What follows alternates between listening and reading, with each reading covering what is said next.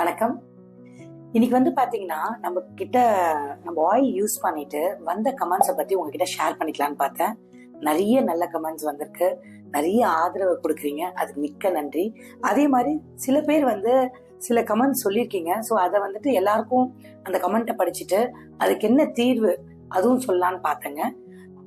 இதுல பாத்தீங்கன்னா ஒருத்தர் கேட்டிருக்காங்க, நான் ஒரு வாரமா தேய்க்கிறேன், எந்த மாற்றமும் தெரியல அப்படின்னு கேட்டிருக்காங்க.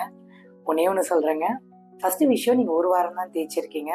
இது இயற்கையா மூலிகை கொண்டு நம்ம தயாரிச்சதால இமிடியேட்டா எந்த ஒரு மேஜிக்கும் நடக்காதுங்க. நான் உங்களுக்கு சொன்ன மாதிரி தான், வாரம் 2 முறை யூஸ் பண்ணுங்க, ஒரு மாசத்துக்கு யூஸ் பண்ணி பாருங்க. கண்டிப்பா உங்களுக்கு மாற்றமும் தெரியும். அதே மாதிரி ஹேர் க்ரோத் உங்க கண்ணு முன்னாடியே பார்க்க முடியுங்க.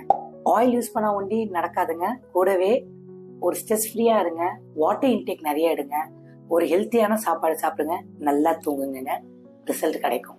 அடுத்தது, எனக்கு முடி சின்ன வயசுலயே விழுந்துருச்சுங்க, இப்போ இந்த எண்ணெய வேலை செய்யுமா அப்படின்னு கேட்டிருக்காங்க. கண்டிப்பா முடியுங்க.